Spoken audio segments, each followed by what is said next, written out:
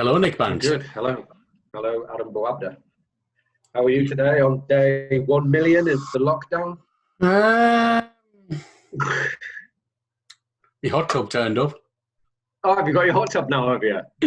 Yeah, man. I'm just waiting for the connector for the tap because I don't have an outside Okay. tap. So I need one for the kitchen. Right. When that arrives, Right. we're going hot tub, baby. How I can't long wait. till you get that?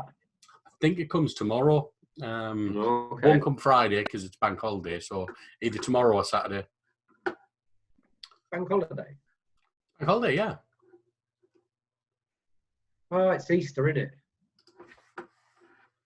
it? Yes, it's Easter. It's like so weird, isn't it? Not like knowing what is happening in the world because you're sort of just in your little bubble. Yeah, even the news. Like, I'm sorry, but there is more news stories than the coronavirus. There is other shit going on in the world. Like, start reporting some fucking news, man. It's just the same bullshit every fucking half an hour on loop. It is, yeah, you're right. That's why I don't watch the news. I literally don't watch it for that exact reason. So yeah, I totally avoid it like the plague. So I've just been working as always, doing a bit of graft. I set up a couple of meetings. I've got one with Lucia on Friday with her cousin Tom, who's the director of a lot of things, not including Famalam, the sketch show on BBC.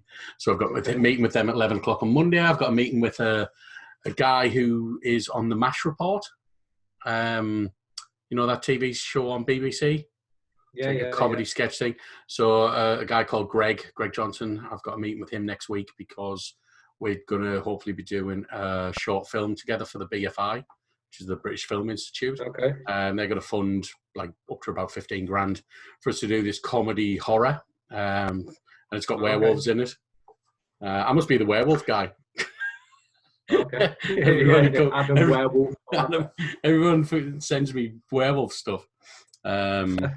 So although I did get, yeah, definitely, it's getting bigger and bigger. I did get a wear seal thing the other day. Wear seal? Well, it's not actually a wear seal, but it sort of is. So there's a myth called the Selkies. Have you ever heard of a Selkie? No. So I've heard of a silky. We know a silky, don't we? So a selkie is it's a female seal who comes onto land and turns into a beautiful woman, and who can enchant the men that she meets. Right. But if a man can catch her while she's a seal, he can take her fur off and control her as like a beautiful woman, so he can like marry her and do whatever he wants, It's like a slave. So it's a myth. It's up and down the northeast coast. I know there's Irish mythology to it as well. I'm sure it's pretty much in every coastal place. So a writer director came to me with an idea for that. Colin Farrell did a film about it, I think, years ago. Where you filmed that? Down Seal Sounds? Well, I did actually recommend that, but he said that there's plenty of seals up and down the north coast, and he wanted it to be like a small fishing village, so he's thinking like sea houses or something like that. Bamborough. I don't know if I'm going to be involved in that one because the BFI want me to do this other comedy horror, and then also I've got another one which I'm pitching to them as well, which has got a good chance of going through. That's with Maxi Bianco. And that one's about greyhound racing. Underground greyhound racing, if you like. So I used to work with a guy that used to race his greyhounds underground, like not properly thingy. It's called flapping. Yeah, and he used to bet on his dogs to lose all the time, and then he'd feed them like fucking half a pound of sausages before the race so that they wouldn't win. Yeah. And so we've met this girl who she's done a little documentary about it.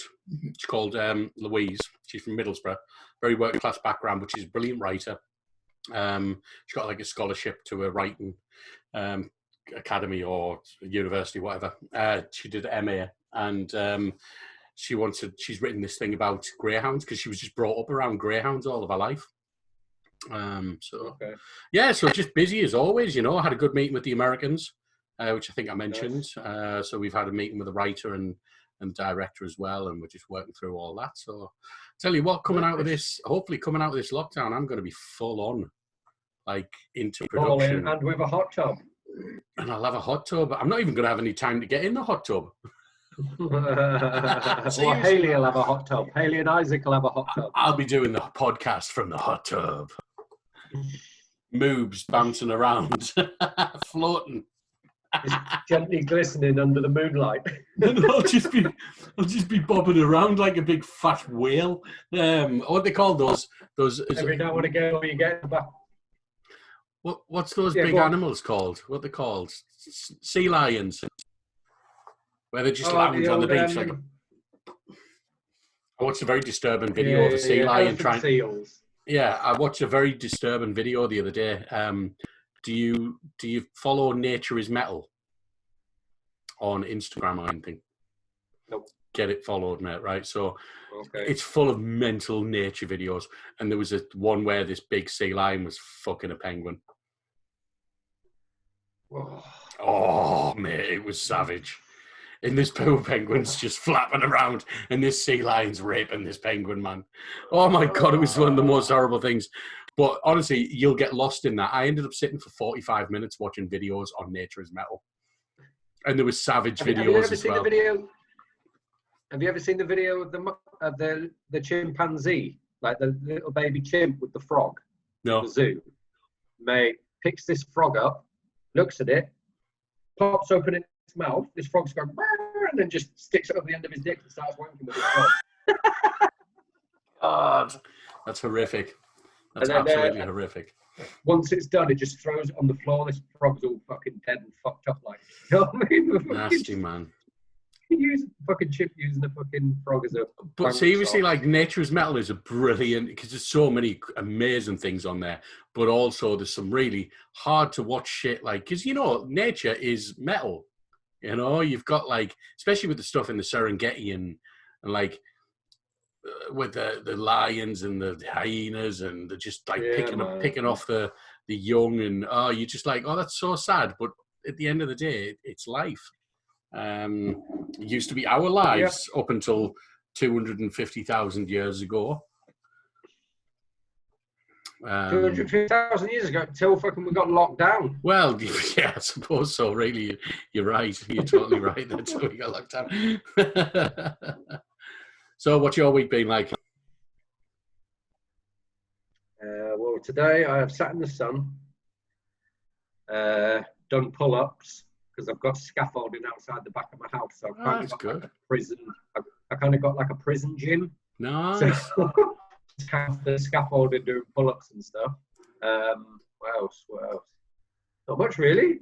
I haven't really done much, man. Just slept. I'm sleeping a lot at the minute. You smoked a bit? No. You chilled? Yeah, but I've had a couple of beers. While we're doing this. I'm having a bit of trouble with your connection. My internet's been a bit. Is yours okay? Like you videoing? Is like your video okay on your end? Not really. No, it's a jumpy on your end as well. Yeah. Right. That's a bit of a shame, really, isn't it? You would think that the video coming out of your end would be all right. There was something downloading. Yeah, I've just paused it. Is that any better? All right. It's still a bit sticky, but you know, well. So, ladies and gentlemen, we've got another guest on this evening, and his name is Danny Posthill. He is also from Hartlepool. He is. He's from Hartlepool. Hartlepool's in the northeast. It's just a very talented place. It really, really is. Mm. We've had two Borough people on. Now we've got another Hartlepoolian on. So Danny was a runner-up on Britain's Got Talent. He also is a working stand-up comedian, impressionist, actor, all sorts of different things. So let's bring him on. All round funny dude. He certainly is. Here he is. Hi there. All right, Dan. mate. Lads, Hello, How's it Danny. going? does this sound all right? Is what, sorry? Yeah. Sound good, yeah? We've been having a bit of internet issues. You've been using Zoom, haven't you, to do stuff? Oh, mate, I used Zoom to fucking 60-odd people the other night. It was a nightmare. Was to it? be Was honest- the Yeah, well, I connection done a terrible? I'd done a gig and, no, it was just a few people who didn't really know what they were doing. And then Oh, they were right. like, oh, well, I couldn't get through, so can I have my money back? I was like, yeah, no worries. All they had to do was put a password in. But it was funny because people were like commenting on Twitter and this bloke was going, have you put the password in that he's given you? Well, I don't know how to do it. Have you put the password in that he's given you? Do you know what I mean? Some people are just like... Some people are thick. Do what? They're thick. So Welcome- are we welcome to lockdown. starting now? Is this like sort of a Yeah. Rogan? Oh, so we started. Oh, Yeah, brilliant. we're already in, mate. Yeah, we're already in, mate. Oh, well, thanks for having me on, mate. It's good to see you. I think last time Yeah, I saw it's you good was to see you. Edinburgh, wasn't it? It was Edinburgh. We were a little bit shit-faced. We If were. I remember Do rightly. you know what, mate? I watched your the video that you put on, and there was a little bit with me talking, and I was like, oh my god, like, why do I just want to be in front of a camera when I've had that much to drink? It's just not right. It's not healthy, you know. It was funny though. We had a brilliant time. Yeah, we had a brilliant. Just for Oh, we've people, lost Nick. Yeah. Whoever's watching this, by the way, I'm actually on coffee. If anyone wants to see, do you know what I mean? Oh, really? I'm on the beers, me. Like, Are you definitely. on the beers? Are you? Oh, seriously, like, when am I not on the beer in this lockdown? Oh, mate, do you know what? I've actually been quite good because I think it was a Sunday. I done a sketch about Boris. God bless him. I hope he gets better. Yeah. And I was doing a routine about the fact that he was so stressed about this whole thing. He was just getting absolutely wasted in his house, and I used wine as a prop. So I've had a couple of sips of the wine, and once you've got a taste for it, you're like, oh, you might as well finish the bottle. Do you know what I mean? So I had a bottle of wine, and then I thought, right, do you know what I'm going to do? Is I'm going to stop drinking, and I'm just only going to drink on a weekend. So I had a drink on the Friday, and I only had a couple. And then I had a drink on the Saturday, and I got a bit pissed. And the week after that, I thought, oh, bollocks, I'm going to have a drink. It's Friday. And I was like thrown up. And I thought, it's not right to be drinking in your house to the point where you're thrown up. Do you know what I mean? Yeah, that's a bit bad. I mean, So I do that. a little bit. I think my body's scared of it now. My body's like, Dan, just don't go there, please. Because, you know. Wow. I'd rather you just have a chamomile tea and fall asleep. You know what I mean? I've got to say, like, the nights when I haven't had a drink, I've slept all right, and I woke up obviously without a hangover. But that's few and far between. I was talking to Nick that on Sunday. If you've got a hangover after 24 hours of not drinking, you know you've got serious issues. You know what I mean? Yeah, exactly. That I'm having night off the boat and I've still got a hangover. You know. But it's one of those sounds like things, a migraine, that. It's one of those things where, like, you know, I'm still working. Bear in mind, I'm working at home, and so I always like a beer after work anyway. It's just kind of. It's just that. Well, I'm trying to keep myself fit as well. Well, I dislocated my shoulder, and this was about 4 or 5 weeks ago. And when I was training at John's, actually, the CCA Combat, the MMA, and I was wrestling, and the lad went to belly suplex me, and as he went to belly suplex me, I put my weight on him, and I fell, and as I fell, my elbow went into the mat, and my shoulder just went pop. And I was like, get off me. I think I popped me out. Oh, it was horrible. Yeah, I bet. My shoulder was just, I was in so much pain. It was literally hanging on by skin and tendons. And I was like that, holding my arm on when I went to the hospital. There was no one there to pop it back in. One of the lads went, pop it back in. I went, what, are you a doctor? He went, no. I said, well, no then. You know what I mean? Like, just stay away from my body. That's good, because I remember when I used to play basketball a long time ago, probably about 20 odd years ago. And we were playing a team in Durham, and there was only 5 of us on our team. And you need 5 people on the team to play. And somebody submarined me as I went up for a layup. And I landed on me, so literally went under me and flipped me over. So I landed on my shoulder, and it popped out. Right. Well, I couldn't use my arm, so my arm's like hanging down. And my lovely coach, John Harden, if you ever watch this, he just popped it back in and then slapped me arse and went, get back out there. We need you to play. Do you know what? Once you pop it back in at the time, you're all right. But mine was hanging on. Mine arm was hanging off for like I think an hour and a half. I've already had problems. I've always had problems since then with this shoulder, so it gets trapped nerve. Really? Yeah. Do you know what people have said to me? You will. I mean, I was sat, talking about old people not giving a shit, right? So I'm sat there in the waiting room. I'm in agony. I'm like that. I'm holding my arm on. She went, "What did you do?" I said, "Popped my shoulder. I've dislocated my shoulder." She went, "You'll get arthritis when you're older, you now." I was thinking, just kick me while I'm down. Do you know what I mean? Like, they just don't care, do they? Tell you what, I saw that Marty Pellow's got arthritis. Marty Pellow has? Marty Pellow, yeah. He said he can feel it in his fingers. He can feel it in his fingers, and he can feel it in his toes. Yeah, brilliant. I love a good old meme. Love a good old meme, yeah. There's loads of them on Facebook kicking about. The worst ones, the worst are on WhatsApp, which you can't discuss, really. Anyone who knows just knows. I mean, I remember I was doing a gig once, and if you know the vibe, so basically this, I was riffing, and I just went there, simply lovely. Simply lovely. And these lads started laughing, and I went, "If you know that voice, you're a dirty bastard." Do you know what I mean? Lads, WhatsApp groups are the worst, the craziest things ever. Like, you'd never show your missus. You'd never show your missus. Never show your missus. Do you know what I mean? Even though she's in the next room listening to this, she said she's watching her programs. But I know she's looking at your WhatsApp. Hey, Nick. Nick's back. How's it going, mate? Are you having some issues, Nick? You no audio, no sound. Can you not hear him? I'll tell you what, let's kick you out and then I'll re-invite you and see if that works, eh? Yeah, that'll probably... That should probably... Do you want to jump out, Nick, and then... Maybe. There we go. Yeah, we were having a bit of problem with this thing on the Saturday, and I just thought it was due to the fact that it was a Saturday and everybody was in and having issues, and but I've had a few other issues with it. It's not the most stable streaming thing. Do you know what? Didn't someone hack into the government Zoom or something last week? Really? Yeah, apparently someone hacked into the government Zoom. And they were trying to sort stuff out. I don't know who was actually taking the meeting. I think Boris was all right then. Yeah. Whether it was Boris or someone told me, I didn't actually see it, so I'm not, I can't take it for gospel. But yeah, apparently someone hacked into the Zoom. Brilliant.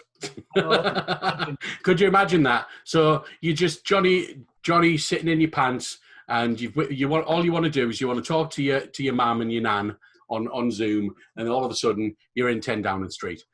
Can you imagine? That would be just brilliant, wouldn't it? I watched a really good Zoom the other day, actually, where it was like a staff meeting, and there's about 20 people on it, and obviously one guy didn't realise that it was a video, and he's just bollock naked. Really? I was just thinking that. Can you imagine if you had something that you didn't want people to see in your house, and then all of a sudden there it is? I know. Even better, someone was like using like a sex cam or something like that, and then all of a sudden your nana pops up. You're not meant to be here. Oh God, honestly, I mean, it's a new way of communicating. I've been Skyping for a long time with people, especially like overseas and things, but it is to a lot of people, it's a brand new thing. It is, and they're not using it well. It's moment. Like my nana watched my gig the other night on Zoom, and I went, "Nana, you've seen me work like 10 times. This time it's going to be without an audience, so it's going to be a bit weird." No. I want the Zoom details. So I've given her the Zoom details. Anyway, I rang her after the gig. I said, "How was it?" She went, "Oh well, I couldn't get in." She said, "I got up to the part where you were doing Billy Connolly. She said, you didn't do Donald Trump, you didn't do Boris, you didn't do you didn't do the ones that I like." I went, "Because you'll have missed them, that's why." Well. I said, "Give me the details, But she's obviously, the word nana just basically translates to technophobe anyway, doesn't it? Did you send her the recording? Yeah. There you go. Yeah. And basically, she went to me the other week. She said, "Hey, I saw that your gig went well the other night." I said, "How do you know?" She went, "I saw it on Twitter." I said, "You're not on Twitter, Nana?" She went, No. She said, "I just Google on Twitter, and then I can see." She said, "I'm not getting a Twitter account." I said, "Why?" She said, "Because they might get me bank details." Hey, Nick, are you back? Yeah, hopefully. We can hear him now. You all right, mate? It kicked me out, then it updated, and then fucking right. for some Well, reason hopefully. it's let me back in now. Well, Hello, you're Danny. doing All right, mate. You How all are right, you mate? doing? So Yeah. what's that thing behind you there, Nick? Is it like a just a remind you to stay sane for each day of lockdown? Yeah. It's like you're just chalking activities on the board. Yeah. It looks like it looks like a big ass paddle that you slap across your lass's arse. Actually.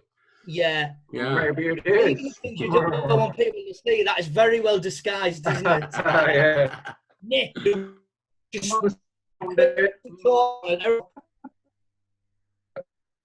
yeah. Matt, how's it going then, Danny? Are you at Liverpool?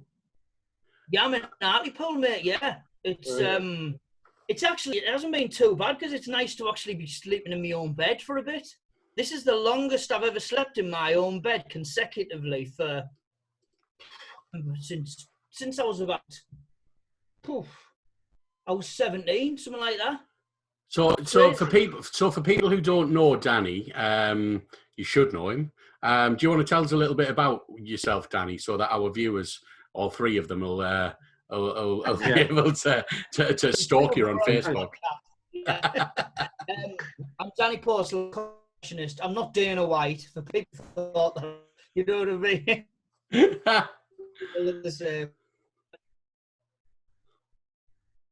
I'm losing you again, guys. Oh no, this is a nightmare. Right, so what are we doing then? We're going on to Skype? Well, actually, it seems to have sort of, let's give that a bash. Because I just have a feeling that this is going to continue doing this. So what's your Skype, Danny? Okay, we're back then. So I did ask you before it broke down, Danny, if you want to tell our listeners a little bit more about yourself, just so they get a sense of who you are. So yeah, I'm a comedy impressionist, been on the circuit a while. Not Dana White, because I do get that a lot. You know what I mean? I do get people say that I look like Dana White. Yeah. Did you ask me earlier on? You said, can you do an impression of Dana, didn't you? I can't. He's quite a difficult one to do, Dana. That's what I was talking about. He's quite a difficult one to do because he's erratic. Yeah, you know, it's I think with Dana, it's you got to move your head forward, you know, a lot when he talks, and there's nothing really there that stands out. Do you know what I mean? As much as somebody like Conor McGregor, his voice comes out immediately, you know, and the Conor that I'm doing right now is the Conor that is just so relaxed and so really talking about his focus and his energy and precision. And then you get the high Conor, you know, the Conor that's really happy all the time, yeah. So you got like two different versions of Conor. So yeah, people like him, you know. I love how we just got straight into MMA. It's like a robot in on That's purpose. definitely going to come along at some point. Oh, absolutely. Because we love you lost Nick again as well. I don't know whether this is my internet connection that's fucking everything up here, but it seemed to be all right. Basically, it's not even a podcast, isn't it, mate? You just wanted me to get on the piss with you. That's what it was. You should have just said. Well, yeah, there is that. There is that. You should have just said. I would have got the gin out, you know. Yeah, I think mate. This is like, can you hear me? Can I use I can hear you, Nick. Yeah, it's very. Can't very see the big, video. you know. I thought you said, can you use Amy? I was like my missus is called Amy. I thought, well, yeah, just put her on a chair and just go on then, babe. You do the podcast for me, you know. Draw a beard on for us. You can play me tonight. Yeah. So are you living in? That sounds a bit weird. Where are you living at the minute, then, Nick? Narnia, mate. Sorry. Narnia, like near Cornwall. Oh, right, okay. I love Cornwall. May as well be Narnia. Yeah, it's beautiful. It's been a lovely day today. Like, it's been fucking red hot. Standing back out. The weather's been nice in Hartlepool, so if it's nice in Hartlepool, it's nice anywhere, isn't it? You know. It's very rare.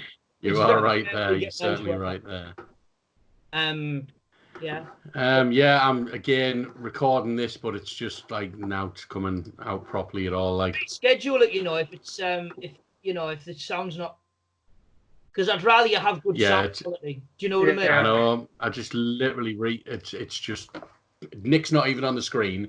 Yours is dead pixelated, and both the sounds are just all over the place. Off, mate. Why don't we do it on where have I got Friday? Friday I'm doing a thing at 5 o'clock, and then Right. Friday night. I'm doing Peckham Wanley on Friday night. Right. Okay. I'm live streaming for them. What on the morning? I've got a meeting at 11 o'clock on the Friday morning. Okay. I've got a do you know who I'm doing a podcast with tomorrow? That's if it's on. I need to double check it with him. You know John Dawson? Yeah. Doing a one, so we're just going to talk about MMA. I'm thinking, oh, brilliant. Oh, nice one. Yeah. Nice one. Well, we were definitely going to talk to you about MMA tonight, because I always manage to bring it round to MMA anyway. But anyway, he walks in, and I didn't know whether it was him. I was going, is that Anthony Pettis? I was like a kid. I was like a really starstruck kid. And he come in, and I went, and I was going, Amy, Anthony Pettis. And Amy went, well, do you want me to go over and say hello to him and say that you're nervous? I went, no, don't do that. Don't do that. Make it worse. It'll make it worse, right? So I was just like, oh my God, I've never been so nervous in my life. And then like, he was there at the bar, and Amy had gone, and I'm having a cocktail, and I just went, whoomph, knocked my cocktail back. Give me sort of courage to go and speak to him, you know. Yeah. I went, excuse me. I said, I'm so sorry to bother you. I said, are you Anthony Pettis? And he says, yeah. I says, I'm so sorry to bother you and your missus. I know you've come for a quiet drink. I says, but you know, I'm a huge fan of MMA. And then, do you know what I messed up? I says, that kick you done on Clay Guida when you touch the cage and then you hit them, and it wasn't Clay Guida, it was Benson Henderson, wasn't it? Oh yeah, it was. But he sort of forgive me. He was like, you know, don't worry about it. And anyway, he was chatting. He says, oh, where in the UK you're from, you know. And then I done the, you know, the stock Dana White joke that I do to everyone, and he found that funny. And he went, and I went to shake his hand, and he put his hand out like that to fist me. I says, I don't want to, mate. I just want to shake your hand, you know. And he started laughing. Thank God. Can you imagine if that joke went the wrong way with someone like that? You know, I know there's a spinning hook. Right elbows. But he was really nice guy.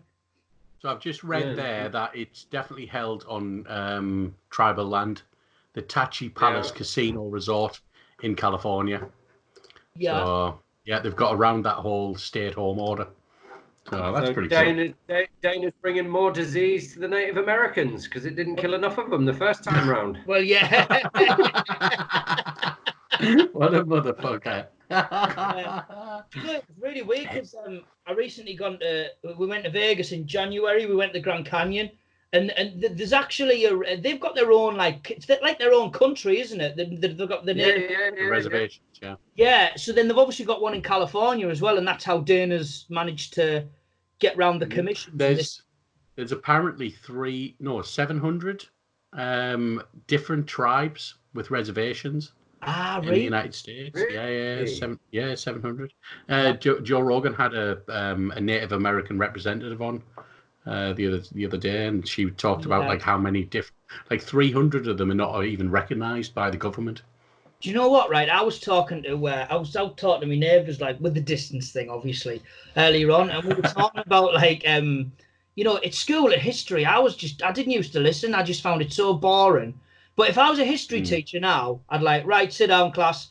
Today we're going to be watching episode 1, series 1 of The Crown. Do you know what I mean? Or I would just put Joe Rogan podcasts on for them. They'd probably learn more than any educational syllabus, wouldn't they? Because he has so many people on there.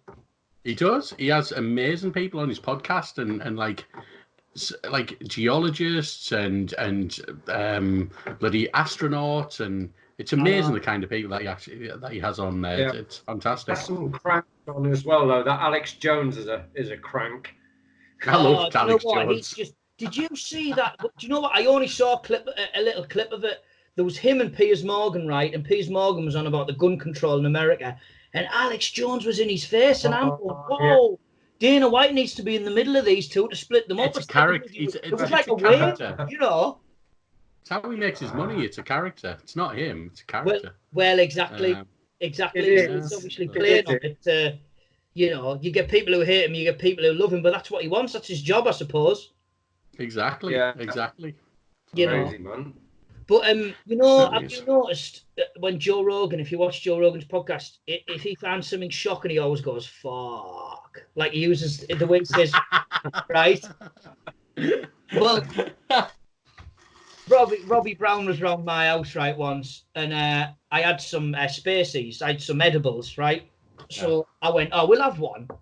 And we were watching Joe Rogan. And because we'd had one, I said to him, whenever Joe Rogan hears something shocking, he always goes, fuck. And it's mainly when he's listening to Joey Diaz tell a story about, like, you know, he was having a meeting with the FBI and he had 5 kilos of cocaine or something like that. Like they're the type of stories Joey Diaz. Fuck you, Joe Rogan! Fuck you, Joe Rogan! Fuck you! Right. So, Oh Joe God! Rogan did it. Joe Rogan just went fuck, and so me and Robbie are just pissing ourselves laughing. We just can't get. Well, obviously the bloody edibles as well kicked in. You know what I mean? Oh my God! We just, and then when you're recovering from the laughter, and then again he goes fuck. I'm like, oh Joe, stop! You know. He's brilliant, man. I'm like, he's I mean, he's the biggest podcaster in the world, and he is. and it's just because he's got such a great way of listening. You know, he's just intrigued. He's absolutely intrigued about absolutely everybody. So yeah, it's really interesting. Brendan Sharp, however you pronounce his name, because whenever Joe Rogan goes, oh yeah, it was the greatest thing in the world, Brendan Sharp goes, I agree, it was the greatest thing in the world. You're like, fucking shut up, Brendan. Your opinion. But you know what? Actually, fair fuck to Brendan Sharp for you know, going out and being a stand-up. I mean, to be fair, he's had the best help you could get with someone like Joe Rogan, but you know, I would say that, you know, apart from being a doctor and other certain jobs, stand-up and MMA are probably the most difficult things you can do. And well, we talked about that with Brad, actually. Yeah. We did mention that to Brad because it's one of those things where if you're in a cage opposite somebody else who wants to punch your face in, that must be one of the scariest things in the world. Yeah. And then you get on a stage where you have to make those people laugh, and they're all staring back at you going, come on, motherfucker, make me laugh. Yeah, exactly. They all want you to make laugh. And a few people I've saw on Twitter, you know, sort of, but then Twitter, to be honest, who doesn't get slagged off on Twitter? Twitter is full of wankers, isn't it? I mean, I've never seen, it's an absolute, Twitter is a wanker fest. I've never known so many dickheads in one place in my life. Do you know what I mean? But I've seen people say stuff about, you know, and I'm like, actually, fair fuck to the man, because he's actually more of a successful stand-up than most stand-ups and who've done it for years. Mm-hmm.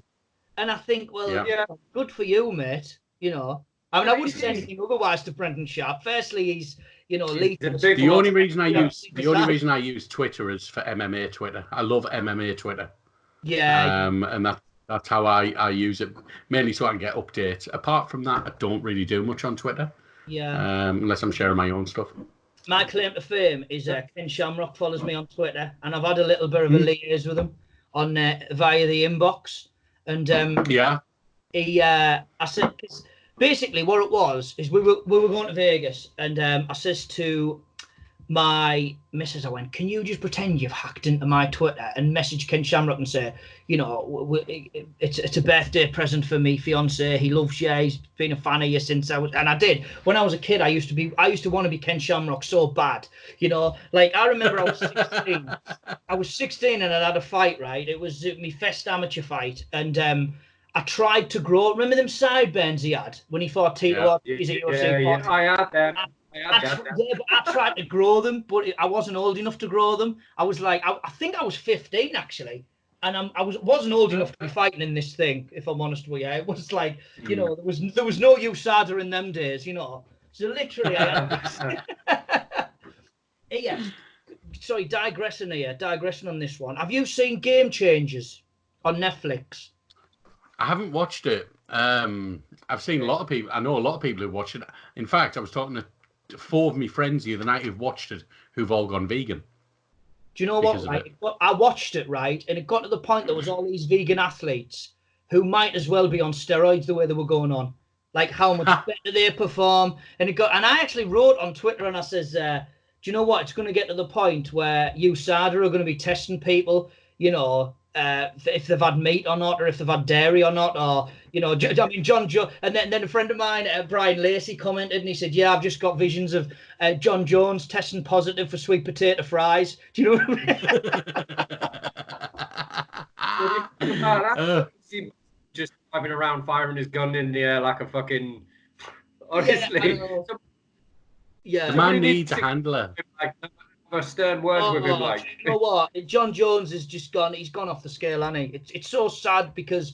Do you know what though? They say that about geniuses, don't they? He is a genius of a fighter, I think. I think a lot of people. Well, you look at Gaza. Gaza was a genius footballer, but his downfall was alcohol. And I think a lot of people who are that good have always got some sort of thing that's not wrong with them, but they've got some sort of downfall in their life, which people doing. But then, if you're a genius, I think your brain can only take so much before it just goes.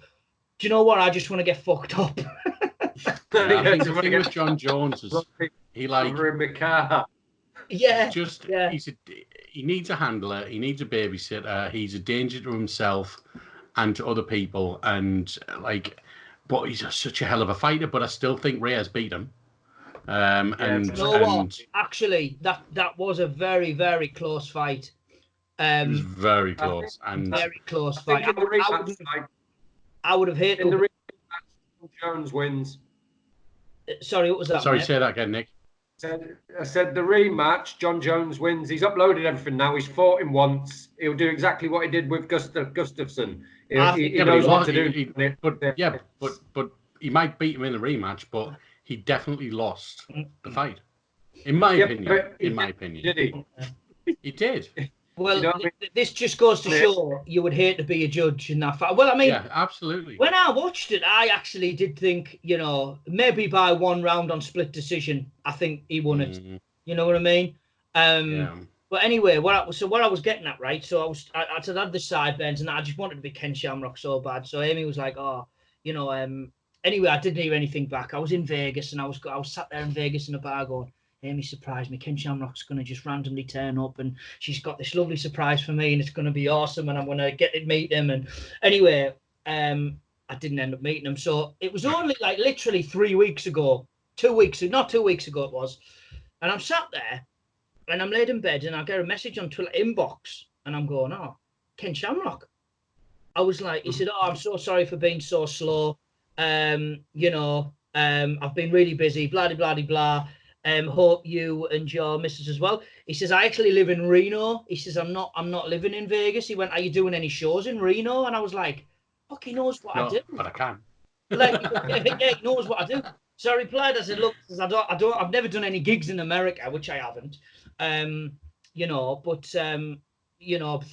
a lot for getting back. And, it's a shame. Vegas was amazing. I loved it as a holiday. Hope you and your family are well during this coronavirus. He was like, yeah, hope you and your family are well too. And I replied, you're a gentleman. Anyway, I got pissed on the few days later, I'm sat there and I'm having a couple of gin and tonics. And me and Amy were planning an America trip for after our wedding.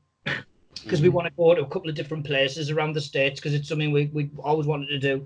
And I says to him, hi, Ken, we're definitely going to pay a visit to Reno. I'd love to come and train at your gym, this, that, and the other. And he replied, he says, that'd be great. He says, my wife could do with, she likes company. And I'm going, oh my God, this is amazing. and then I come to the conclusion that, when you are in lockdown, you're fucking desperate for friends.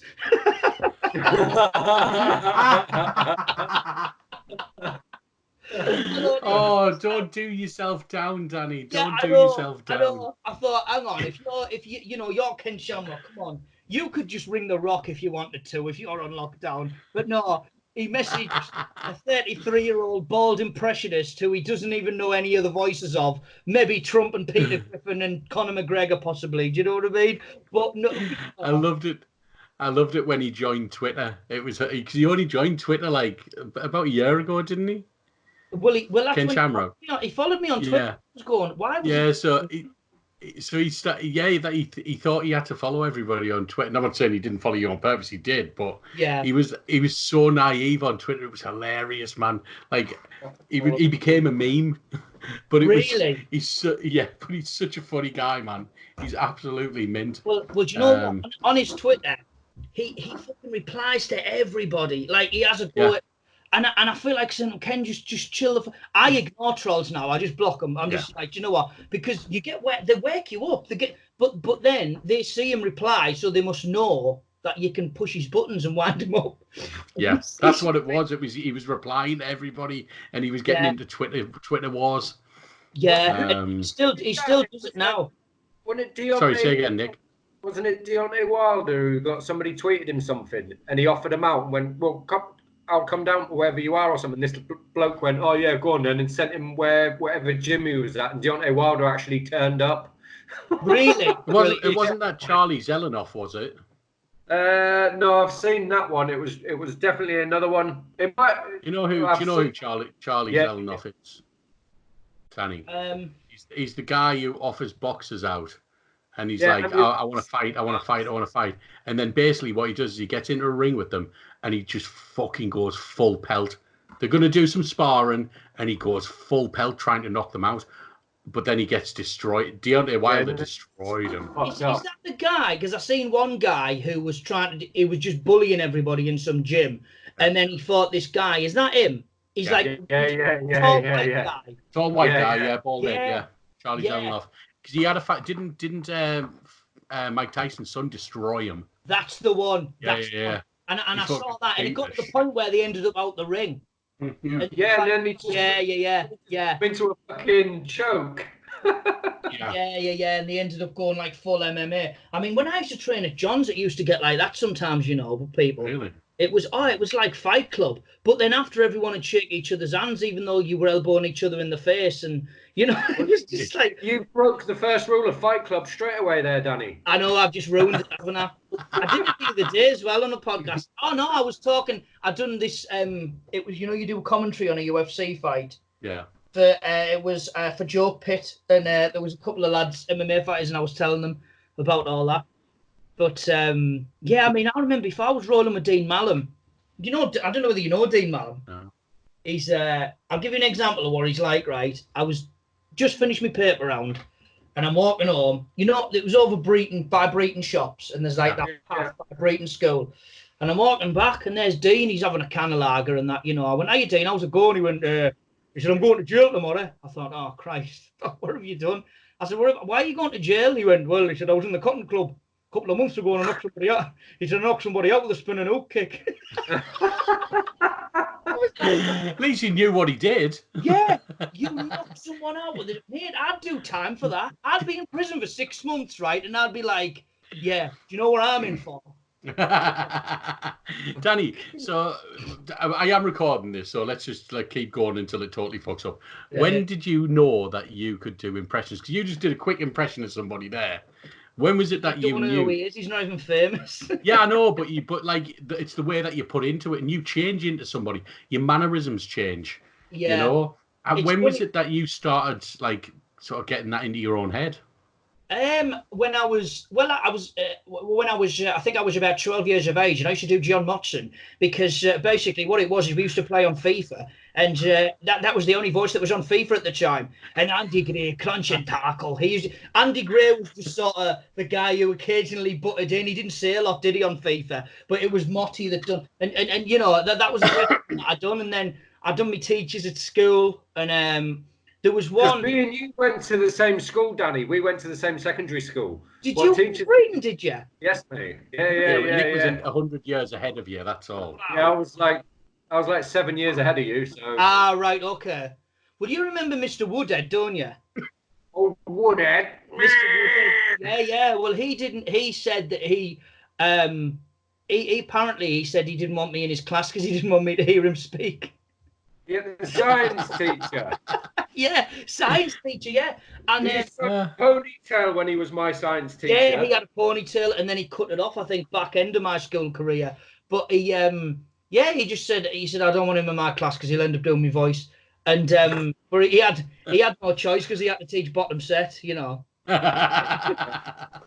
and to be honest, I didn't actually, I couldn't really do his voice. He didn't really have a distinctive voice. But isn't that weird that people have a fear of it? You know, they don't. There's some people don't like it. They don't Well, like I being know, like. I know Diane Abbott doesn't. Diane Abbott blocked me on Twitter. So You do the best Diane Abbott ever. I loved your video the other day. Was it on TikTok? Where you had a different shoes on at the top. yeah, no, what it was is I thought, do you know what? It's got to the point now where I'm doing Diane Abbott quite a lot on Facebook, on Twitter, Yeah. and I thought, you know what? She's going to be old news soon, so I need to start doing the other ones, you know. Yeah. And like I'll do a Trump, you know, I'll do. I did Trump today, and it was great. You know, people like the Trump. They really like the Trump, you know, because what I love about Trump is he looks like he's squeezing an invisible ball when he talks. You know? And people will go, oh, that's a great Trump, Dan, but can you do another Diane Abbott one for me? It's like, fuck off, I do more, you know. You know what I mean? It's like people do have their favourite one. But I mean, you know. What's your favourite one? I don't know, really. I mean, I used to enjoy doing Diane Abbott, but you know when people like constantly requested, so you stop enjoying doing it because it's like you feel like you're a monkey. I'd say probably out of all of them, I'd probably say Michael McIntyre is my favourite. I love Michael. It's just he's got such a fun voice to do. Everybody loves Michael. It's like what did someone say about Michael McIntyre? They said he's just like a Christmas turkey. At Christmas time, he says, you know, everyone has to have a Michael McIntyre DVD. You know, he's just so likable, isn't he?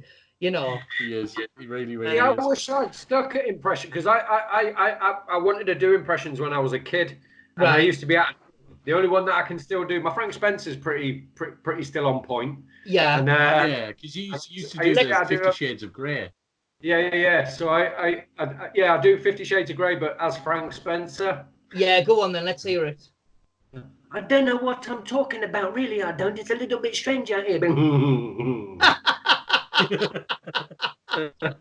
That's brilliant. It's funny, right? Because there was a time where every impressionist done Frank Spencer. I think it was the 80s and 90s. Yeah. Now, it's got to the point where everybody is doing Donald now. Everybody is doing Donald Trump, you know. Donald Trump is literally the new Frank Spencer. And everybody says the words that Donald says, like China. The way he said China when somebody asked him that question, you know. So, you know, Mr. President, why are you saying that the it's a Chinese virus? And he just looked at her and went, because it comes from China. But the way he said it, oh, God, yeah. So, yeah, I mean, politicians I've started doing quite a bit, and I never used to want to do them because of the fact that, you know, you have an audience, and it, you know, I never talk about politics in my show, but I impersonate politicians and I take the piss out of them. Do you know what I mean? Yeah. Take the piss out of them, not their policies. Yeah. And when I first heard Jacob Rees-Mogg, I was like, fuck me. Like, is it? I thought it was a caricature. Like, I didn't think it was possible to be that posh, you know? He reminds me of the kid from the Beano that Dennis the Menace used to pick on. He does. and it actually, at the time, the material I used to do as Jacob Rees-Mogg was the fact that when I first saw him on TV, I thought, you absolute bastard. Because I have been looking for you since I was 6 years of age. Because he does look like Wes Wally, doesn't he? You know? Yeah, he does. Where's the politician? Yeah. But yeah, I mean, things like that. And obviously Boris is a character, and Diane Abbott, and you know, Nigel Farage as well, you know. But what I find with Nigel is he, you know, when I've done the thing about, you know, Donald Trump, he looks like he's squeezing the ball. I've done that. Yeah. And then I've done a routine about Boris, who looks like his arms are literally independent of him, and they look like he is a shit darts player, basically. And then, you know, and Nigel Farage, you know, looks like he's throwing an invisible ball into the air, doesn't he? You know, and he happened to be on the news. Me and Amy were sat in the front room, and he was on the news. And I went to Amy. I says, "Have you noticed something?" She went, "What?" I went, "He stopped doing that thing." She went, "What do you mean he stopped doing that thing?" I said, "He stopped doing that thing where he throws. It looks like he's throwing the ball into the air." And I'm thinking, surely he hasn't watched a video of me and went, you absolute wanker, I'm going to stop doing that thing, you know? Yeah. That's brilliant. That's absolutely brilliant. So when you like decide to choose, like you say, right, okay, that person's becoming famous, I'm going to start practicing their thing. What's your process with it? I just listen to people. I just literally, you know, if I hear a voice all the time, it'll just come to my head. I'm not someone who would. I'm quite lazy in that sense. I'm not someone who would go, right, I'm going to learn him. The only person I've ever said I'm going to learn him was Donald Trump, and the only reason I've done that was because I had an audition to do Donald Trump. Excuse me, for Sky News. When I done the rap battle, it was Donald Trump versus Hillary Clinton. But that's the only time I've ever learned anyone really. But most people who I do are people who I sort of want to do, or someone whose voice really jumps out at me, you know. Yeah. So you do Khabib. Khabib, do you know what? See, that's another thing. The voice has got to be drummed in your head. Okay. How does Khabib go? Khabib is very like a Russian man too. I need to remember how he goes, but he has this sort of rhythm in his voice. You are stupid. Like it's very much broken English. I would need to listen to him again in order to. Yeah, tell you what I absolutely love more than anything in the world is him and DC when they're in the gym together. Oh, and do you know what? DC does. He goes, Habib. He's getting you. He's got to kill you. He's just honest to God, he's hilarious. And he'll go, Conor McGregor, and Habib's like, don't say that name. Really, brilliant. Do you know what as well? When I have seen them together, they're just like, sorry, I'm doing that. I'm doing Trump without even realizing I'm doing Trump. You know? It's the most beautiful bromance ever, isn't it? When you see them, it's hilarious. DC, right, just comes across as the most like loveliest guy, doesn't he? Yeah. And you know, he just doesn't look like a fighter, does he? But then when you see him and he's lifting someone with a double leg, and you're going, fucking hell. When he runs to the cage and you can see him, he's slapping his body, then it's when he's getting announced. When he's getting announced. Yeah. And Bruce Buffer's like bigging him up, and he's just got that look on his face, and you go, all right, okay, that's a different guy. It is, yeah. It is. Wrestlers are. I find wrestlers are very much like I've trained with wrestlers, and they're just like limpets, and their endurance is just incredible. You know, and they're going for a single or a double, and you're like, oh mate, just fuck off, will you? Do you know what I mean? Like they're constantly driving. And in the end, I'm just like, fuck this. I'm just gonna fight off my back, you know. And even still, they're just like on you. You're like, oh, but they are the conditioning of those guys are just incredible. And I wasn't even training with people like of that standard. I was training with people who weren't even a quarter of his standard, and I was like, Jesus Christ, you know? Yeah. They are incredibly well conditioned. Definitely. But sorry, you were saying something there, Nick. Sorry, I said unless your name's Ben Askren, and then you just eat knee. Do you know what? That was that was incredible, wasn't it? Everyone, I mean, the hype he had before he went into the UFC. That's because of Joe Rogan. Yeah. That was all Joe Rogan's fault. Joe Rogan should give him a check. He should give him a check, to be fair. I mean, in total fairness to Joe Rogan, though, I think everyone values his opinion highly. Yeah. So don't get me wrong. I do think that Ben Askren is definitely a good wrestler. He's a very good wrestler, but his striking let him down. But in 4, 5, 6 years ago, he was brilliant. He was doing people in Bellator, and then he went to one, and he was just destroying everybody. But the competition just wasn't. As well. Yeah. He's 37, is he? 37, 38. Is he really? I thought he was younger than that. No, I think he's 30. I think he was 36 when he fought Robbie. Oh, okay. Robbie Lawler. Yeah, I think he was 36 when he fought Robbie Robbie Lawler. Dropped on his head. Yeah. I mean as well, he's another one who, remember when he was in the UFC years ago, and then he lost a couple of fights, and then because Nick Diaz dropped him, didn't he? Yeah. I mean, Robbie Lawler was like a young Mike Tyson years and years ago when he first came in the UFC. He was this savage. Young 21-year-old. He might have been younger than that, and he was savage. And them hooks he was throwing, I was like, wow, if one of them drops someone. But then you watch when Nick Diaz fought him, it was just like it just like he was picking him off. And you watch the Diaz brothers strike. They don't look like they should be doing any damage by the way they're throwing their punches, but they're doing a hell of a lot of damage. That's how they do it, isn't it? They just throw it like that. It sort of hooks on the end as they throw a punch. Not textbook punches, are they? What they're throwing. And that's what I like about it. It's just the beauty of it. And then Robbie Lawler was out the UFC, and then he went to Bellator, and he ended up winning the title of Bellator. Then he come back, and then to come back and then win the title of UFC. I mean, talk about not giving up. Yeah, that's a success story, isn't it? Yeah. It was. I mean, he still is a fantastic fighter. I mean, who did he fight last? Who was his last fight? And did he win? Oh my God, who was it? He lost. He got fucking.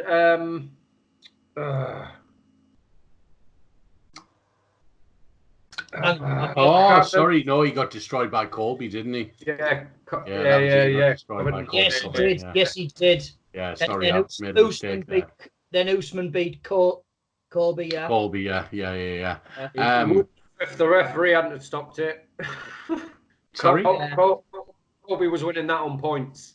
Do you think? Yeah, 100%. You know, that's one of the fights I didn't see. See, I remember when UFC, it used to come out like once a month or once every other month, and I was like, I'm watching the UFC. And now it's on every week or every other week, and you just, it's difficult to keep up with it all, isn't it? It is hard to keep up with it. I mean, I get up, Nick watches it the next day, I tend to watch live. I generally watch it the next day. The last time I watched it live was in January, because I just got back from Vegas. I was still in US time. Robbie Brown come round and we were watching it. And was that the Conor?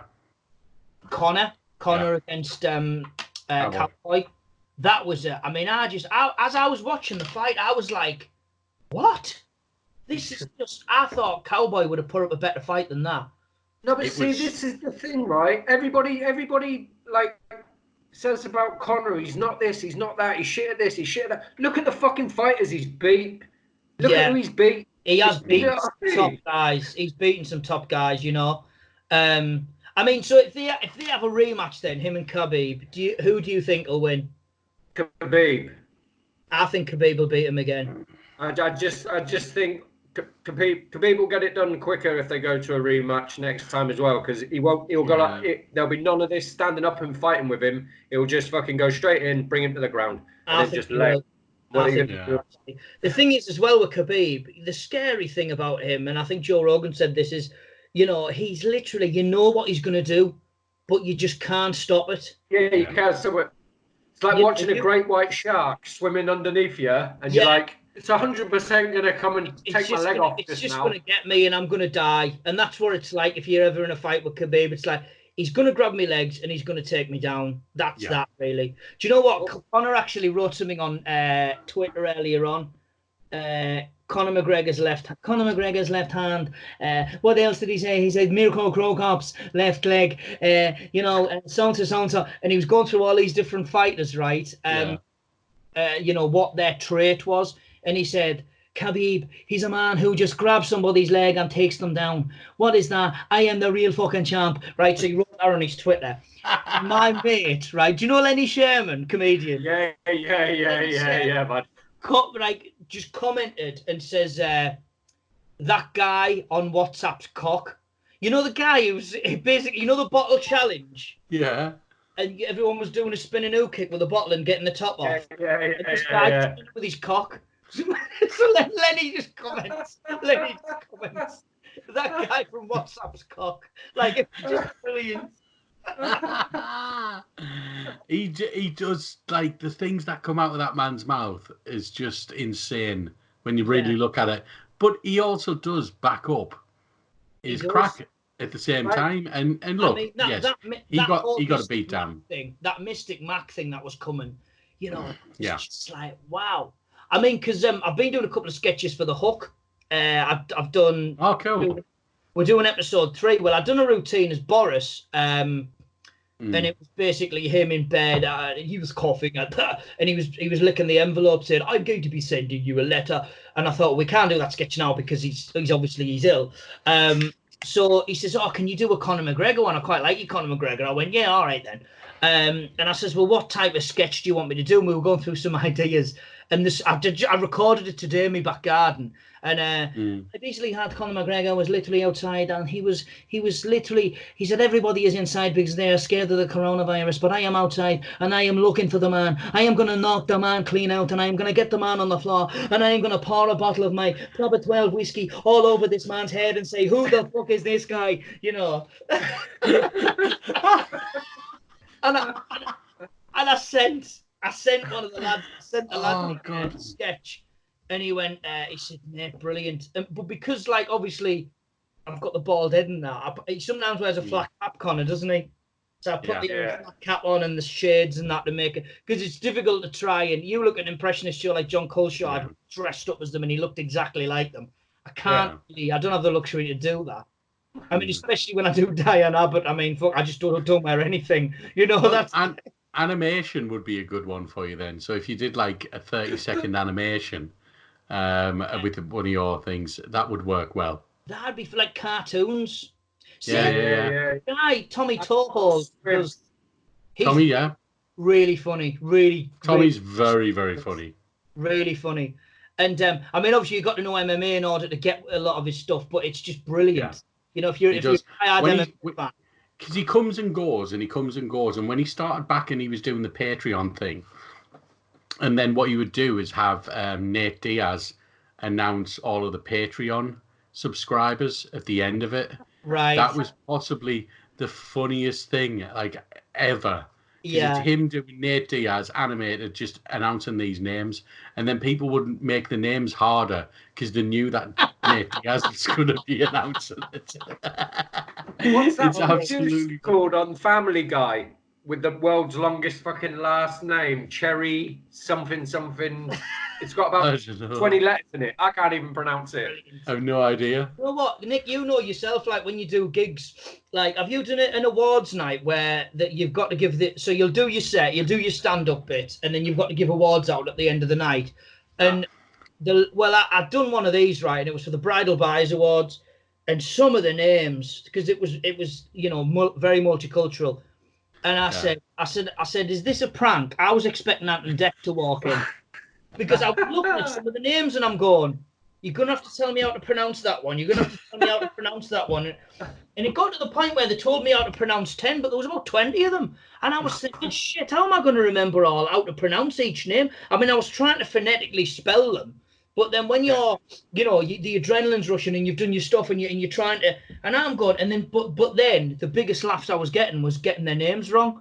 And I just went, look, I said, you know what I mean? Just come up and get your fucking award. Rogan always says it Rogan says it when he has to announce like new fighters who he's never heard of on the big cards, and like their name's a ridiculous name. Yeah. Like for instance, this next card, Francis Ngannou is fighting who? Say his name. Rosenstruck? Is it Rosenstruck? I can't say his name. I can see it. You could spell it in front of me, and I still can't say it. But Rogan always says it. I mean, Joe Rogan is a Rosenstrike, right? Okay, but the way it's spelled, you wouldn't think that, would you? No, but then that's Joe Rogan. What does he do? Does he go up to the fighter and does he say to them, can you tell me how to pronounce your name? Because obviously Joe Rogan is a badass in his own right, Yeah. But when it comes to someone who's 6'4", 250 pounds, with this same, if not better, skill set than you've got, how do you approach that? What you do is you ask Joey Diaz. That's what you do. Ask Joey Diaz. Khabib. Do you know you'll get to something? Honestly, Butcher's name is Joey Diaz. Steelpick. Yeah, Joey Diaz. Honestly, but you know what, right? Joey Diaz is so harmless to the point where, but he could be a badass at the same time. So he could go up and ask the fighter, and he would just charm them, wouldn't he? And they just wouldn't be offended. No, he definitely. You see that one? Who's that guy? The commentator for Pride. Oh God, what's his name? Murillo. Fuck. Maro. He does the wrestling as well. He does WWE. Yeah. Did you see when Miro wound him up? Crowcock did. Yeah, because he went up there and he says, Mirko Crowcock basically said to him, "I've got a problem with you." And Murillo was like, what's your problem, mate? And he's like, I do not want to talk about it. And he walked off. and then he come back and he started getting a bit like hands on with them. And obviously Murillo, you can see he must have been shitting himself. I mean, imagine being on the wrong side of Mirko Cro Cop. Not only the fact that he's an MMA fighter, but this is a guy who teaches the military how to kill people. I would just put my right arm there, like there. Yeah, my right arm would be up there the whole time. Just snap off, wouldn't it? Yeah, just use it to smack you with. Yeah. That'd be it. What was his motto? Was it right leg hospital, left leg graveyard, or something like that? I mean, this is what would, even if I could tell you the story and you didn't even know who Mirko Cro Cop was, you would hear that and you just think, do you know what? You don't want to fuck with this guy. And anyway, he's shitting himself. It's on YouTube, I think. This guy's shitting himself, and in the end, Mirko Cro Cop just laughs. I mean, can you imagine? You'd nearly have a heart attack, wouldn't you? Yeah, 100%, absolutely 100%. Hey, man. Crazy, man. So when are you looking at getting back to gigging? Have you got a date in mind? I've literally wrote everything off until I get told. Really, it's just a case. I mean, I've got another online gig through Joke Pit. This is going to be next Saturday, but instead of using Zoom, I'm going to use YouTube. But they have to, so they log into Joke Pit's page, buy the ticket, and then they send them an email with the link, and they just click on the link, and then they're in the private YouTube stream.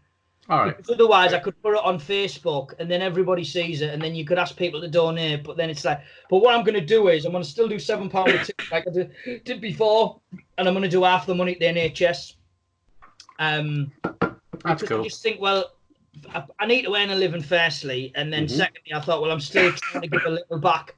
Because, I mean, the NHS is in such a strain at the minute. It's scary. It really is frightening, you know. It really is. This is what happens after 10 years of the Conservative Party fucking hacking it to pieces, butchering it to death, selling it, just being completely... This is not a political podcast, Nicholas. Oh, my God. We talk about... Right, just fucking, man, and we talk about MMA and comedy and acting. No politics, you fucking cunt. Right. It's crazy because when you're in a pub, I remember I was in a pub once and I was on my way to a gig and I had a glass of wine. I was talking to this guy and I thought, he's all right, I'll have another glass of wine. And the second glass of wine, I'd had a sip and he started talking about politics and I just left the wine. I went, mate, I said, I've got to go to my gig. He said, you said it wasn't until 2 hours. I was like, well, you get me drift. Do you know what I mean? I said, do you like white wine? You can have that. You know, I was like, I'd rather just not. Rather leave me wine than talk to, especially when, you know, fair enough if you know that someone sort of has the same sort of politics as you, then that's all right. But, you know, if you don't know how other people are thinking and you don't know what, you know, and then you go off on a rant and then people go, oh, fucking hell, you know, that's when it just gets a bit, especially when, you know, people could be watching this as well, you know. And everybody comes from a different background and has different takes on the world. What to do, and I think when it comes to politics, I think it's basically when, you know, it's your upbringing and it's your life. It depends on, you know, your politics depends on your way of life. You know, someone doesn't live the same as you, so they'll vote someone else, and then you could understand why they vote. You know what I mean? So that's the way I look at it anyway. And listen as well, you know, you could talk about politics to someone and they can disagree with you all day long. And I think 9 times out of 10, they're never going to think the same as you. No. Definitely not. 100%. It's just like a sort of a set thing. But speaking of that, I actually saw. I mean, Joe Rogan interviews like politicians, from all walks of life. And what I find so interesting is how he keeps it all so such a level playing field. Yeah, because he doesn't have a side. Marijuana, mate. No, he doesn't have a side. He's not pro this. He's not pro that. It's like me. I mean, like I get accused. So I'm fairly left wing as well. Yeah. A lot of my things are left wing, but then also I'm a fucking capitalist at the same time. I'm a business person. So I'm very centre in my whole sort of life. But then I also I've got ideals where I think, oh, that's really what we should be doing, kind of thing. And so I just try to like stay the middle ground as much as possible. I'm quite open-minded, and I've got an open mind of people's politics, you know. But there are certain people who just shouldn't get involved in politics, like Joe Exotic. I watched that for the other day. I watched that for the first time the other day, man. That blew my mind. How are these people real? How are these people fucking real? They're the craziest people I've ever seen on television. My God, he is like. Do you know what? Someone messaged me. See, how can you do a Joe Exotic voice? And he's got like, you know, when I was doing the Connor's got the 2 different ones. Joe Exotic's got the hey everybody, I'm Joe Exotic, welcome to my page, and he's like really loud. And then you've got the chatty Joe Exotic, you know, he's like Carol Baskin, she's bitch, but you know, he's got Carol fucking Baskin. Yeah, Carol fucking Baskin. Honestly, like that is all over Facebook. People are blaming her for the coronavirus. You know, people are probably blaming her for Brexit, even though this thing was out after Brexit. You know what I mean? Netflix are actually doing a documentary about her now, about her husband dying. She's got to have done it. I mean, I've never known anyone who looked.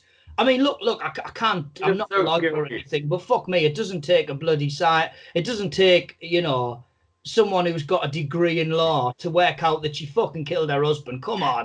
What made me laugh about that was like worse than politics, isn't it? If I'm honest with you. Let's just accuse everybody of murder. I love it. I'm up for that. They were going on that they were going to do this new documentary about Carol Baskin, and they were like, we've asked people if they want to get involved. Most people have said no, apart from one man. And what man's that? Goddamn Joe Exotic. That's who. Because I follow that. The man's become a meme.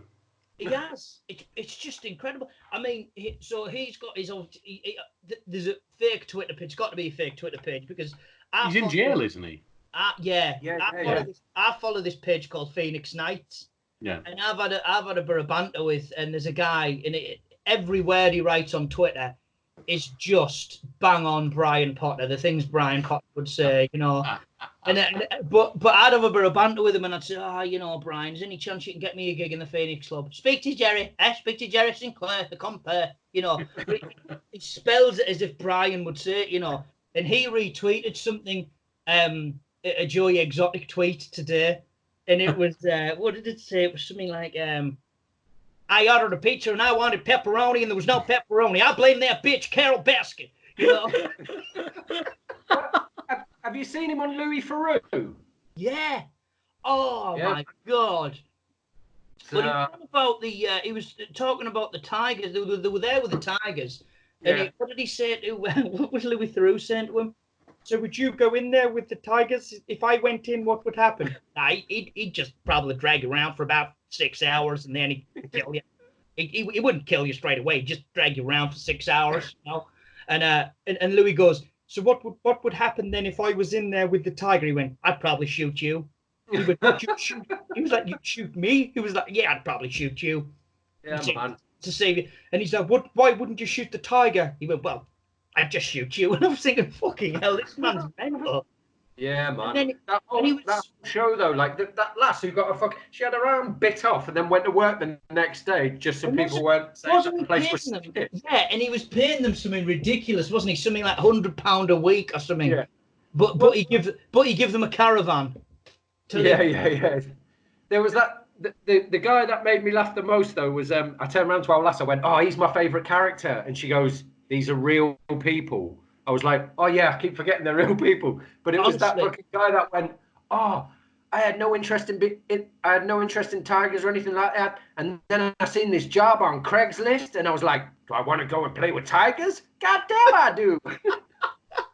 I'd rather just sign on, mate. I don't know about you, but fuck that shit. Yeah, I'd pick universal credit over fucking feeding a tiger any day. Well, it is. I mean, you are right what you're saying though, because it is literally. It is. They come across as characters, don't they? Mm-hmm. The people in there, and I mean the fact that it was mad because me and Amy went for a walk the other day, and we're out having a walk, and I says, "What do you want to do when we get back?" She was like, "I don't know." I said, "I've got an idea. Why don't we see if we can find Carol Baskin riding a bike on Google Earth?" Just that's brilliant. Just to see if she actually does take that route. Just to see if that documentary is legit and Joe is actually in jail. Oh my God! Yeah, what if it was a hoax? It could easily be a hoax because it was so ridiculous. Yeah, like honestly, like I just couldn't believe those people were real, man. Mm. And there was it's that like guy that who other had one. like 6 wives, and he wasn't even a Muslim. You know what I mean? It's That what? guy Oh, who had, sorry. this guy who had like 3 or 4 wives, and he wasn't even a Muslim. He just had wives. Remember, I mean, Well, that's the guy with I mean, the he had your religion, but you know, he had two husbands, didn't he? yeah. he did, yeah. Joe Exotic had 2 husbands at one Well, point. that was brutal. That guy that was sat there in the chair and he's talking to one of his husbands and he shot himself in the fucking head. And then Yeah. you've seen an actual reaction to somebody I seeing know. that, and he was Killing just like, themselves. Well, that guy who he shot himself in the head in front of was the guy who was helping Joe Exotic's political campaign, wasn't he? no, And he that was literally- his.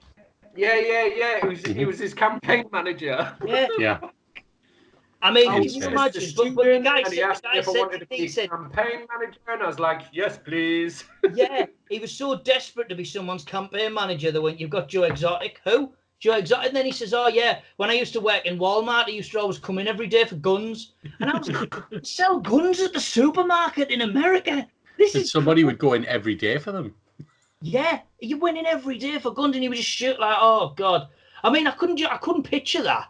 You know, marrying an 83-year-old walking into Asda and asking where the gun section is in this country. Yeah. You know. So Yeah. he can do his shitty little internet show where he goes with his plastic fucking Carol Baskin. This is what I'm going to do to you, Carol Baskin. Boosh. You I love fucking... it when Crazy guy. he had Carol Basket. He had someone playing. It's Carol Basket or Carol Baskin? Baskin. Ah, yeah. Baskin, right? Yeah. He had someone playing Carol Baskin in his music videos, didn't he? I love how they're out straight away. As soon as he's got a beef, he's like, I'm going to have a rant on my fucking internet show and then I'm putting out a single. It's just like he's got them pre-recorded as well. You know, he's like he knows what he's going to do. Yeah, And, yeah. and they've all got tigers in them. yeah. But people were saying, you know, Joe Exotic, he's not an animal lover. He's not this. He's not that. He just wanted to be famous. I mean, he done a magic show as well. He did a magic show. He did a magic show as well. Yeah, and he used animals and that.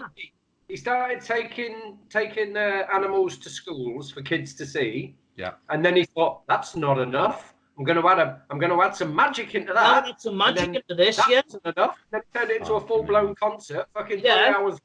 And then it wouldn't surprise me if he wanted that much more fame that he would accuse Siegfried and Roy for stealing his material. Oh my God, Tiger King. When, you know that tiger that attacked Siegfried and Roy? Sold it to him. I sold that to him for $100. Yeah. $2,000 for a tiger. I thought they'd be going for more than that. Yeah, definitely. They Definitely. just remind me of the Hick characters in GTA. That's what they reminded me of. You know? They do, yeah.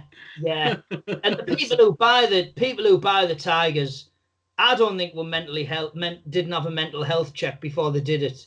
You've got to have a certificate to say that you're sane in order to, you know. Shaq bought 2. Yeah. Sorry? Shaquille O'Neal bought 2. Yeah, because he was walking around the zoo, wasn't he? Yeah, man. Mm-hmm. Yeah. He's came out and said like he defended Joe Exotic on Twitter, I think it was. That's because he wants to be his third husband. Shaq and Joe. I tell you what, he'd never be gay again after he'd finished with him. Like, would he? Fucking hell. Smash. Apparently, Shaq's not all in proportion, though. Oh, really? No, he's not all in proportion. Even if he's not in proportion, I'm still reckoning he's a foot longer than everybody else. Yeah, I reckon so. Yeah, definitely. You know, I tell you what, I tell you who were normal in that department. And sorry, I can say cock, can't I? We're all adults. Yeah. Sure, yeah. I tell you what, like dwarfs, because they're obviously dwarfs everywhere else apart from the cock. Really? Yeah, because I done Panto, didn't I? In Newcastle, Snow White and the Seven Dwarfs, and there was one lad. Honestly, doing though, where you're looking at dwarves' dicks. Well, mate, you couldn't miss it, right? We're in rehearsals, And it was like this. It's like a fucking third leg was hanging. It was down to his knee, which obviously doesn't take a lot for a dwarf. But it was, you know, when you're going, fuck me, they're obviously normal in some places, you know. And then you got home and held yours in your hand and went, why isn't mine that big? Yeah. I want smaller hands. I thought, fuck having a lobbing contest with him. Do you know what I mean? The old, I'll be for a fiver. No, you're all right for that, mate. Remember You're good. Oh my God! See, it brings you back to your childhood, doesn't it? The games you used to play. Mott. Remember Mott? Did you used to play Mott? Nope, never heard of it. I must be a proper chav then, because basically it would just be like you throw coins and whoever got nearest to the wall. Oh yeah, I used to play that at school. Yeah, pitch and toss. Pitch it, yeah. Yeah, pitch and toss. In Hartlepool, we've got the worst words for everything. Yeah. Like knockdown ginger, they would call it. Amy calls it knockdown ginger. We used to call it Nicky Knocky Nine Doors. Yeah, Nicky Knocky Nine Doors. I'm a Horden lad, so yeah, we called it that. Is that what you called it? Yeah, Nicky Knocky Nine Doors. Yeah, where they would like knock down ginger. But then actually, I can see that we've got a better name for it because I mean, what the fuck? Where's ginger come from? Yeah, what's ginger got to do with it? It hasn't, has it really? Hartlepool's got some great words though. Like it's the only place I know that where the kids turn around to their mothers and go, "Mum, any chance I can get some Kets?" Kets, Yeah. And it means sweets, not the drugs. Yeah. Well, if you go into Asda, in Asda in Hartlepool, the signs above the sweet aisle say Kets. Really? Yeah. Fuck, anyone who lives on Bearbank Street must go to Asda every day then, Jesus. Well, actually, no, they'll have went once and got disappointed and come home, you know. The fuck are these jelly babies? Yeah, thinking they're going to get smacked off the head off jelly babies, you know. No, we do have some canny words in Hartlepool, like Shan. I love the word Shan. Shan. Shan is fuck you, Shan. mate. Fucking Shan is Yeah. fuck. Rare as. Yeah, do you know what? When I've done a thing today on Facebook Live with what is it? Phil Smith. He does Ted Hankey, the character. Ted Hankey. I've seen it. So I was doing Trump, and he was like and he was coming out with some words, right? And it got to the point where I broke. I couldn't hold it together because obviously I'm doing Trump and I'm being this serious character and I'm answering the questions. It was basically ask whatever questions you want, and people were coming up with questions. And Ted Hankey was coming out with I can't remember what it was the word he came out with now, but it was just so funny, and I just cracked up.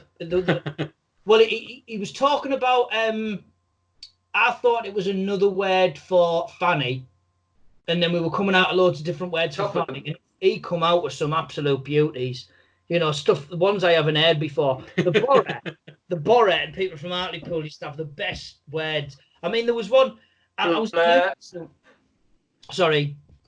I remember that one at school was the one that we used to get your blur out. Wow. Yeah, you Mad is different classy bloke. Yeah. It was honestly the words he was coming out with were just brilliant, absolutely brilliant. And I just ended up cracking. But then I would just repeat them as Donald Trump. So you can imagine Donald Trump like saying Teesside words, you know, like. But Ted would be saying stuff like Doyle. You know, is there anyone else that says Doyle apart from us? I don't think so. No. Nah. No, Donald Trump is saying the word. What does Doyle mean? Doyle. You know, imagine he's doing the COVID-19 press conference tomorrow, and he's there. Do you know people who are going outside and not staying in? I'm sorry, but you're a dial. It just wouldn't come out right. You're a rat. Tweet it. Tweet that. Yeah. But yeah. Cool. But, Right then. I think it's about. We've been on for like an hour and a half. We have, I know. But I think what we'll have to do is do this again. Yeah. Properly. Because I don't even know what this video is going to come out like. So, but it's been a good crack. I've really enjoyed myself tonight. Right, laugh. I've if really enjoyed it. Anyway, send it back to me because if I'm ever having a down day, I'll listen to this back and it'll fucking, you know. Or I'll go, what was that Nick said again? Fucking, I'm using that. You know what I mean? What should we do? He said, you fucking wanker. I said that in the podcast, you know. Well, I don't do comedy anymore now, dude. Oh, don't you can have it all. You can have it all. Great news. Frank Spencer reading 50 Shades of Grey. I just couldn't get away with it anymore, mate. It was just doing my fucking tits in, to be You know fair. what it is, mate? It can get to you. It's the travel, I think, more than anything. You know, It's not even that. I mean, I've been doing stand up 10 years this year, and Yeah. like fucking just got nowhere. You know what I mean? Fucking just treading water, man. Just watching other acts who, in my honest opinion, shouldn't be where they are. You know what I mean? Do you know what it is, mate? I think in comedy now, you've either got to be like the very best, or you've got to be trendy.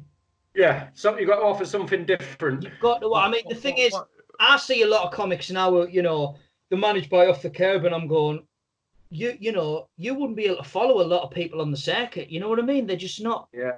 They don't seem to be like you've seen them, Adam. You know, Neil Books, people like Gav Webster, and people like that. You know what I mean? And I'm going, why hasn't he been on Live at the Apollo? Do you know what I mean? It's like, it's all politics as well. And I think a lot of these London book agents, my agent's a London agent, but he's not Off the Curb or Avalon or anyone like that. But I think a lot of them, they look at certain style of comedy, and they're a bit snobby about it. Safe. They like safe comedy. Yeah. And if you look good in HD, even better. Well, exactly. Definitely. So yeah, let's wrap this up then, guys. Thank you very much for being on, Danny. It's been brilliant. Oh, man, we will definitely do it properly again, we'll do where we can 100. really get into you a hell of a lot more. But it is right. That just goes to show, like it's like I prefer MMA to my career. Do you know what I mean? I didn't want to talk about me. I'm going, fucking, what about this UFC fight? You know. Well, we'll do two. We'll do an MMA podcast, and then we'll do a comedy podcast as well. Yeah, absolutely. I'm totally up for the MMA podcast, as you know. Oh, that'll be class.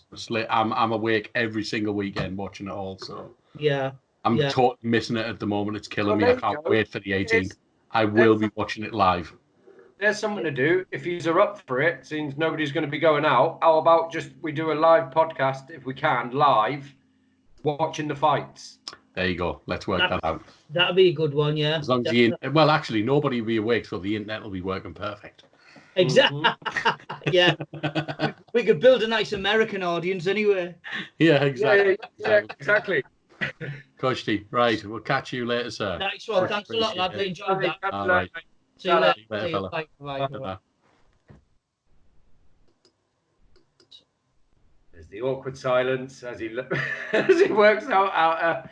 Sorry, I worked it out. It's fine. Skype's a bit different from Zoom, but it's still the same thing. So it was good. I enjoyed that. I enjoyed talking to Danny. I'm just hoping the sound. I'm hoping the sound's going to be fine because there was a hell of a lot of dropout in there. Okay. So I'm going to have a look over it properly and see what. Because a lot of it, I know you guys couldn't hear a bit of what I was saying. You'll hear that back on the because I've recorded it, obviously. Yeah, you've been recording as well. I mean, mine's all recorded as well, so that's okay. But obviously, Danny's wasn't, and there was a lot of dropout on there as well. So we'll see how it goes. But it's all learning, mate. It's all learning. Yeah, man. All learning. So when are we going to do another one? Probably the weekend, I would think. Maybe Sunday. Yeah, Sunday. I think we're going to do it during. If we stick to Sundays and Wednesdays, that'd be cool. I think. Yeah. As long as you start editing. As long as you start editing them. Well, I'm totally serious. I tell you what we need to do. What we'll do is we'll get Matt to edit them. Who, Fong? Yeah, Matt Fong can come on board and be a producer. You'd be waiting fucking months. Honestly, mate. I'll just pretend I'm his boss. It'll be fine. Have we got a guest lined up for the next one? Don't have anybody at the moment, so we'll just see who's gonna get involved. I did speak to Jim today. I didn't ask him about Paul, so I could ask Paul and see what the crack is. That'd be pretty cool because, cool. I need to geek out about WrestleMania to somebody that actually appreciates WrestleMania. Well, to be honest, I mean, we could have Jim on who would also geek out to WrestleMania because he's a massive, massive wrestling fan. Yeah. Cool. That'd be cool. Right.